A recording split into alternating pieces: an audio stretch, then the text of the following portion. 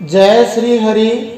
श्रीमद्भागवत महापुराणम अथ द्वितीय स्कंधः अथ चतुर्थोध्यायः।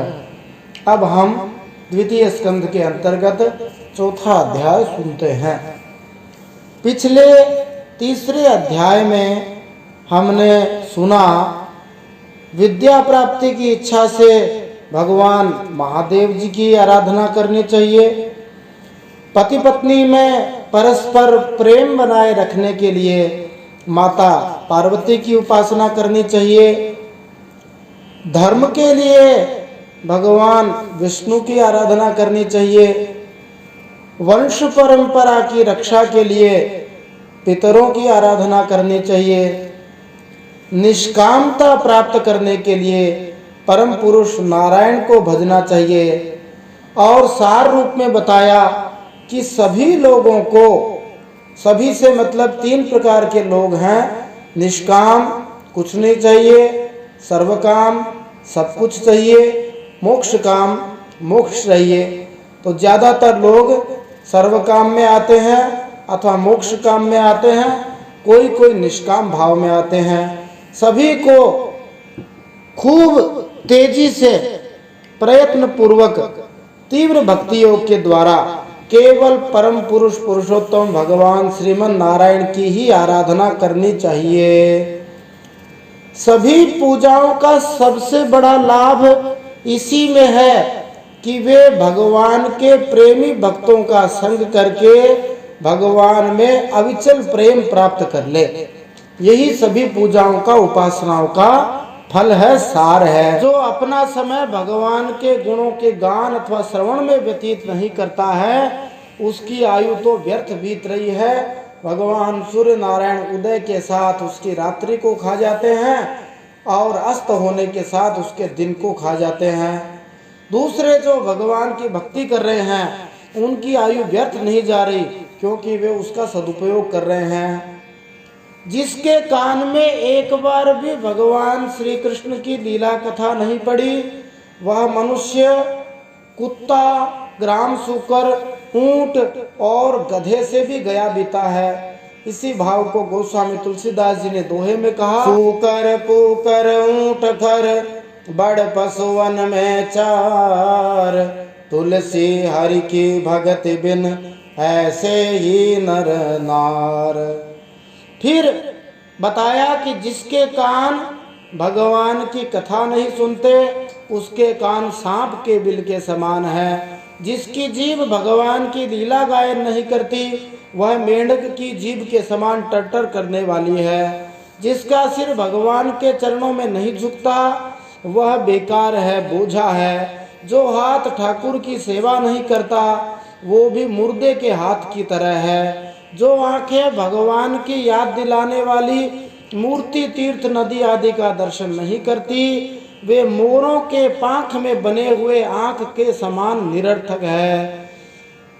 वे पैर निरर्थक हैं जो भगवान के लीला स्थलियों की यात्रा नहीं करते, उनको पेड़ों की तरह बताया है। जो व्यक्ति भगवत प्रेमी संतों के चरणों की धूल कभी सिर पर नहीं चढ़ाता वह जीता हुआ भी मुर्दे के समान कहा गया है। उस व्यक्ति का हृदय लोहा है, हृदय नहीं है, लोहा है, जो श्री भगवान के मंगलमय नामों का श्रवण कीर्तन करने पर भी पिघलकर उन्हीं की ओर बह नहीं जाता। आज हम इस द्वितीय स्कंध के चतुर्थ अध्याय में इन प्रश्नों के उत्तर प्राप्त कर सकते हैं। परीक्षित महाराज की किस्में नित्य के अभ्यास के कारण दृढ़ ममता हो गई थी, जिसे उन्होंने एक क्षण में ही त्याग दिया। भगवान सृष्टि, निर्माण, पालन और संहार बच्चों की तरह कैसे करते हैं। सुखदेव जी ने मंगलाचरण इस चौथे अध्याय में इतनी देरी से क्यों किया, जबकि मंगलाचरण तो आरंभ में किया जाता है। क्या उपाय है जो पापों को तत्काल नष्ट करने वाला है। और यहाँ दूसरे स्कंद के चौथे अध्याय में 15वां श्लोक है, इसमें एक नया छंद है, उसके बारे में भी हम जानेंगे। बड़े बड़े तपस्वी, दानी, यशस्वी, मनस्वी, सदाचारी और मंत्रवेत्ता, इन सब को कब तक कल्याण की प्राप्ति नहीं हो जाती? और भगवान किस किस के पति हैं? और 7वां प्रश्न, भगवान 16 विषयों का कैसे भोग करते हैं? 8वां प्रश्न, परीक्षित महाराज ने सुखदेव जी से जो सृष्टि विषय प्रश्न किया था, वैसा प्रश्न नारद जी और ब्रह्मा जी ने किन किन से पूछा था? इन सब प्रश्नों के उत्तर आज हम इस चतुर्थ अध्याय में प्राप्त करेंगे। श्री गणेशाय नमः, श्री सरस्वत्यै नमः, श्री गुरवे नमः, श्री पुराण पुरुषोत्तमाय नमः। अथ चतुर्थोध्यायः, राजा का सृष्टि विषयक प्रश्न और सुखदेव जी का कथारंभ। नारायणं नमस्कृत्य नरं चैव नरोत्तमं, देवीं सरस्वतीं व्यासं ततो जयमुदीरयेत्। भगवान नरनारायण के चरणों में, व्यासदेव जी महाराज के चरणों में, सरस्वती माता के चरणों में प्रणाम करते हुए हम चतुर्थ अध्याय आरंभ करते हैं।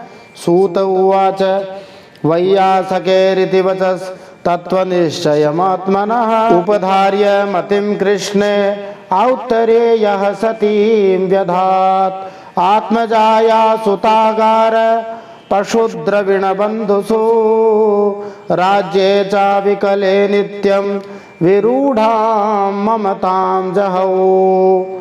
सूत जी कहते हैं, सुखदेव जी के वचन भगवत तत्व का निश्चय कराने वाले थे। उत्तरानंदन परीक्षित महाराज ने उन भगवत तत्व का निश्चय करने वाले वचनों को सुनकर अपनी शुद्ध बुद्धि भगवान के चरणों में अनन्य भाव से समर्पित कर दी। शरीर, पत्नी, पुत्र, महल, पशु, धन, भाई, बंधु और निष्कंटक राज्य, इनमें क्रमशः ममता कम होती जाती है। सबसे ज्यादा ममता अपने शरीर में होती है और फिर इनमें एक एक करके कम होती जाती है।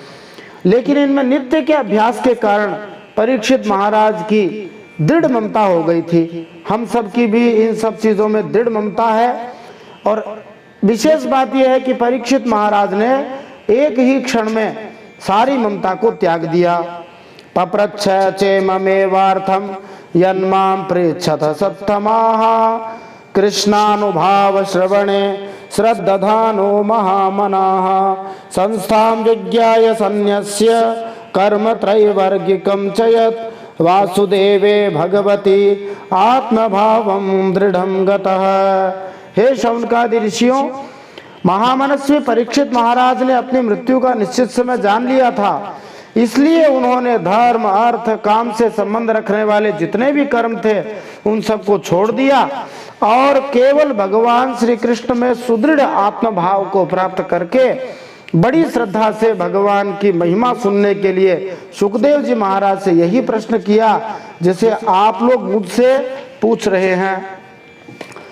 राजोवाच समीचीनं वचो ब्रह्मन् सर्वज्ञस्य तवानघ, तमो विशीर्यते मह्यं हरेः कथयतः कथां, भूय एव विवित्सामि भगवान् आत्ममायया, यथेदं सृज्यते विश्वं दुर्विभाव्यमधीश्वरैः, यथा गोपायति विभुर् यथा संयच्छते पुनः, यां यां शक्तिमुपाश्रित्य पुरुषशक्तिः परः पुमान्, आत्मानं क्रीडयन् क्रीडन् करोति विकरोति च।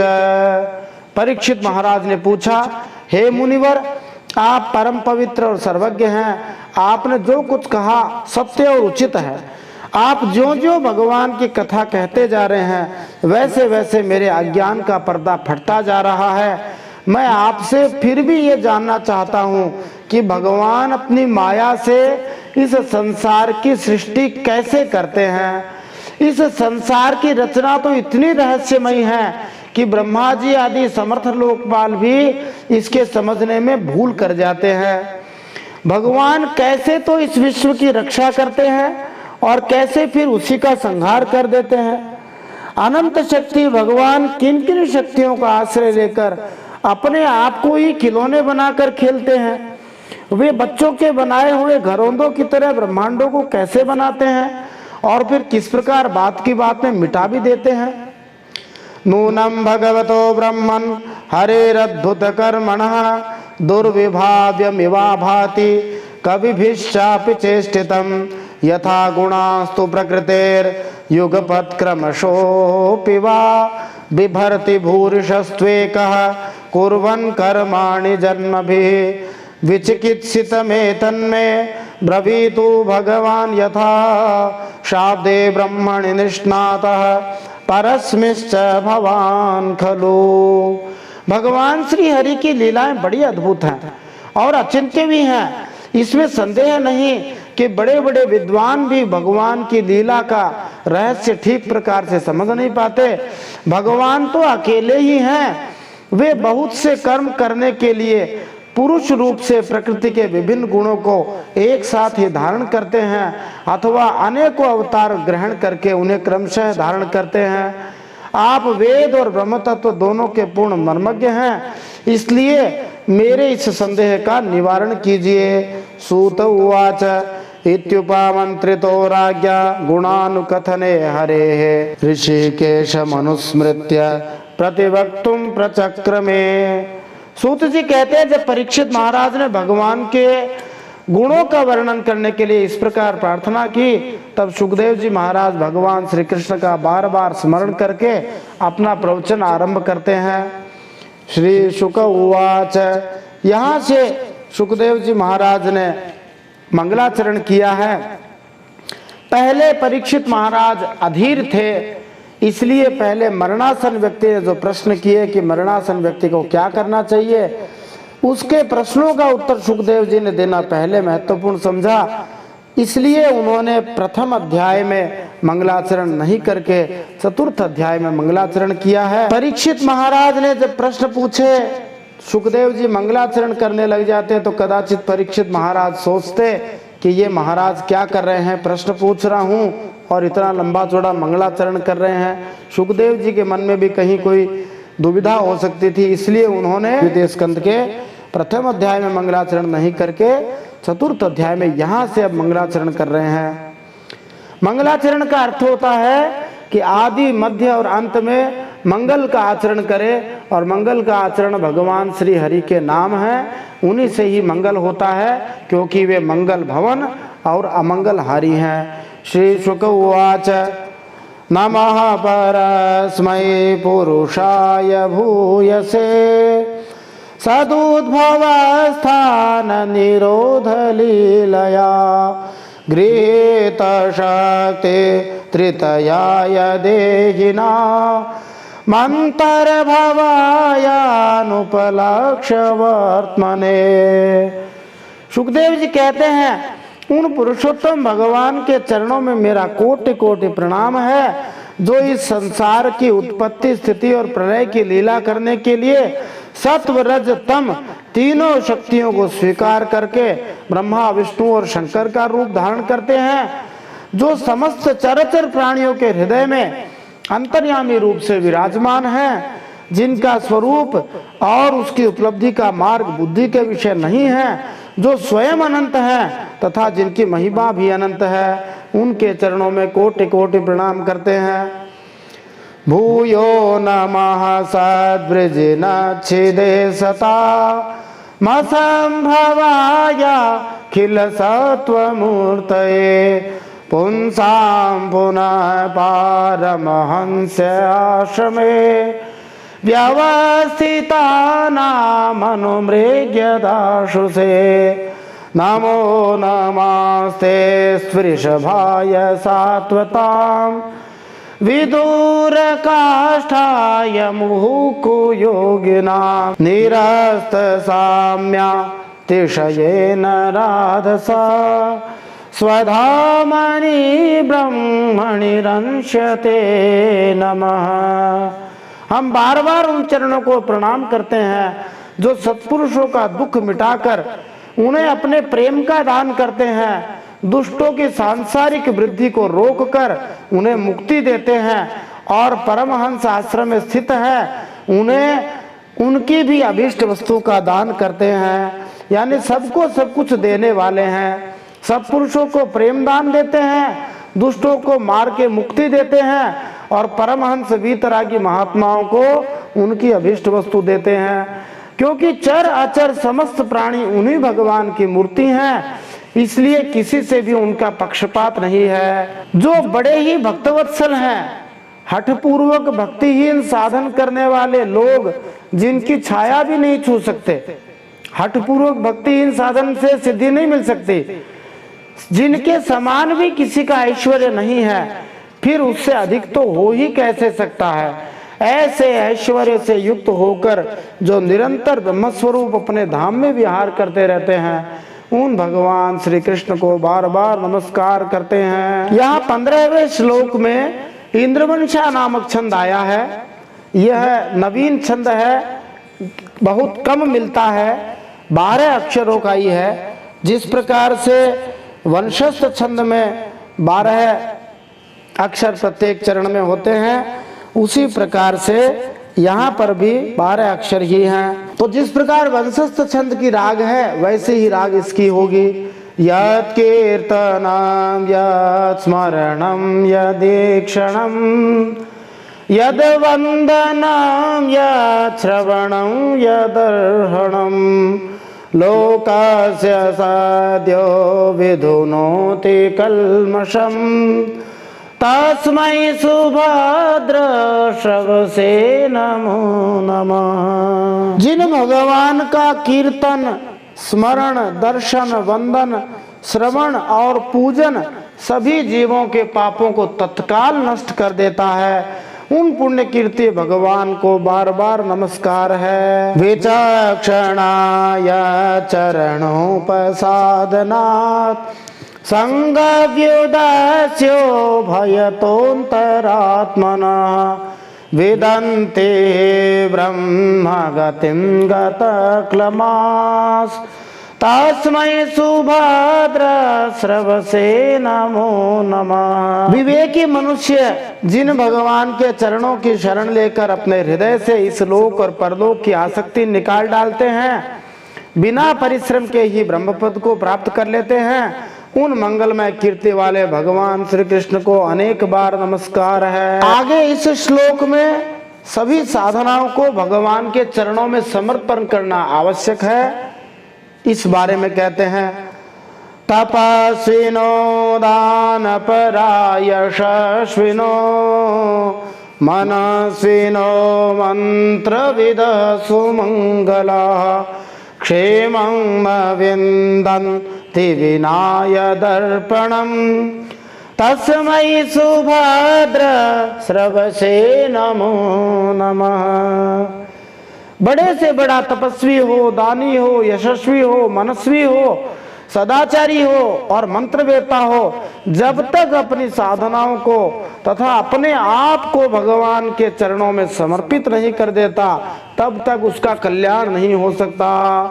जिनके प्रति आत्मसमर्पण की ऐसी भारी महिमा है, उन कल्याण करने वाले, कल्याणमयी कीर्ति वाले भगवान श्री हरि को बार बार नमस्कार है। बोलिए सत्य सनातन श्री हरि भगवान की जय।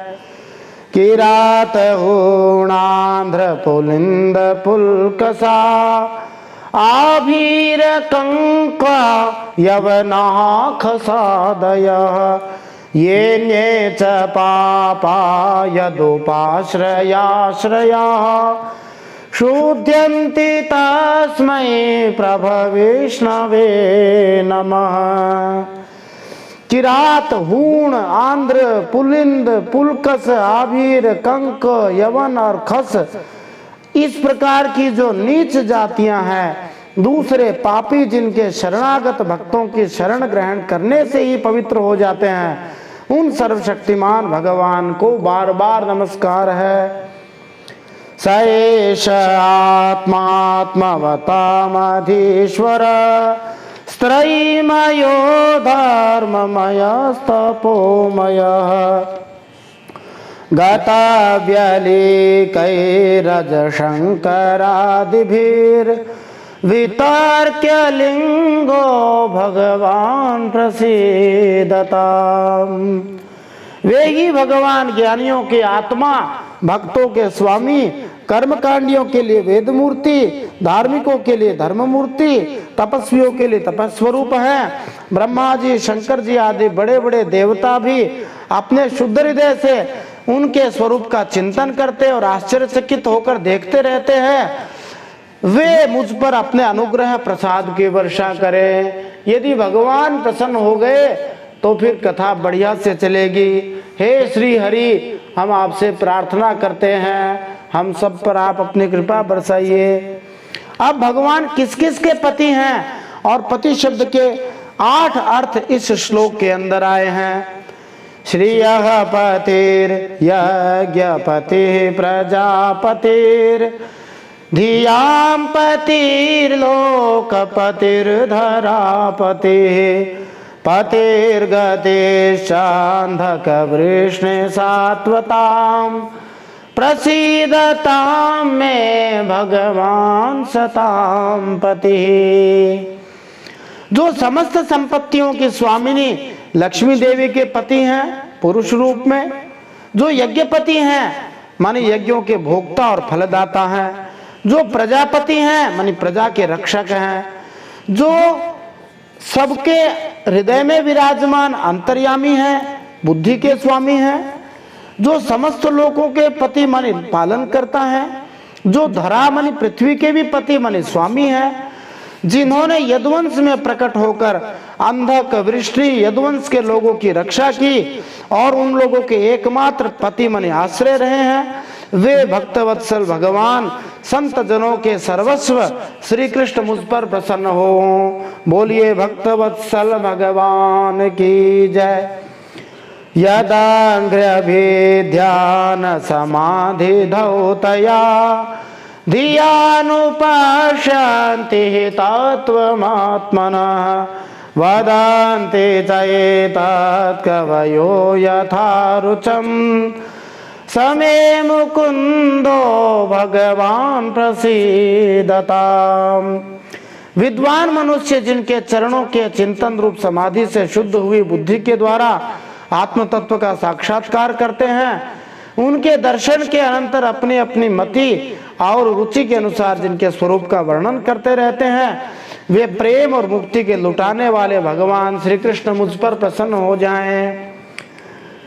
प्रचोदिता येन पुरा सरस्वती वितन्वता जस्य सतीं स्मृतिं हृदे स्वलक्षणा प्रादुरभूत किलास्यतः समे ऋषीणां ऋषभः प्रसीदताम्। जिन्होंने सृष्टि के समय ब्रह्मा जी के हृदय में पूर्व कल्प की स्मृति जागृत करने के लिए ज्ञान के अधिष्ठात्री देवी सरस्वती को प्रेरित किया और अपने अंगों के सहित वेद के रूप में सरस्वती माता उन भगवान के मुख से प्रकट हुई, वे ज्ञान के मूल कारण भगवान मुझ पर कृपा करें, मेरे हृदय में प्रकट हो जाएं। हे सरस्वती माता, मेरे हृदय में प्रकट हो जाओ जिससे मैं श्री हरि गुणगान कर सकूं। भूतैर्महाद्भिर् ययि महापुरो विभुर् निर्मायशे ते यदमुषु पुरुषः भुङ्क्ते गुणान् षोडश षोडशात्मकः सोऽलङ्कृशिष्ट भगवान वचांसि मे। भगवान ही पंच महाभूतों से इन शरीरों का निर्माण करके इनमें जीव रूप से शयन करते हैं और 5 ज्ञानेंद्रिय, 5 कर्मेंद्रिय, 5 प्राण और 1 मन इन 16 कलाओं से युक्त होकर इनके द्वारा 16 विषयों का भोग करते हैं। वे सर्वभूतमय भगवान मेरी वाणी को अपने गुणों से अलंकृत कर दें। हे प्रभु, मेरी वाणी आपके गुणगान गाने के लिए समर्थ हो जाए। इन मंगलाचरण के श्लोकों में सुखदेव जी महाराज ने 7 श्लोकों में भगवान को नमस्कार किया है, 4 श्लोकों में भगवान से प्रार्थना करी है कि वे भगवान प्रसन्न हो जाएं और जिन पर भगवान प्रसन्न हो जाते हैं, यस्य प्रसन्नो भगवान, वह सभी कार्यों में सफल हो जाता है। सुखदेव जी महाराज प्रार्थना कर रहे हैं, हम भी प्रार्थना करें कि भगवान श्री हरि हमारी वाणी को सफल बनाएं। नमस्तस्मै भगवते वासुदेवाय वेधसे पपुर्ज्ञानमयं सौम्या यन्मुखाम्बुरुहासवम् एतदेवात्मभूराजन् नारदाय विप्रेक्षते वेदगर्भोऽभ्यधात् साक्षात् यदा हरिरात्मनः। संत पुरुष जिनके मुख कमल से मकरंद के समान झरती हुई ज्ञानमयी सुधा का पान करते रहते हैं, उन वासुदेव अवतार सर्वज्ञ भगवान श्री व्यास जी महाराज के चरणों में बार बार नमस्कार है। परीक्षित महाराज को सुखदेव जी कहते हैं कि वेद गर्भ स्वयंभू ब्रह्मा जी ने नारद जी के प्रश्न करने पर यही बात कही थी, जिसका स्वयं भगवान श्री नारायण ने उन्हें उपदेश किया था, और वही मैं तुमसे कह रहा हूँ। जो प्रश्न परीक्षित महाराज ने पूछे थे उनका उत्तर अब अगले अध्याय में सुखदेव जी देंगे। श्रीमद्भागवते महापुराणे पारमहंस्यां संहितायां द्वितीय स्कंधे चतुर्थः श्रीमन्नारायणार्पणमस्तु। इस प्रकार श्रीमद्भागवत महापुराण परमहंसों की संहिता में द्वितीय स्कंध में चतुर्थ अध्याय भगवान श्रीमन्नारायण के चरणों में समर्पित हो।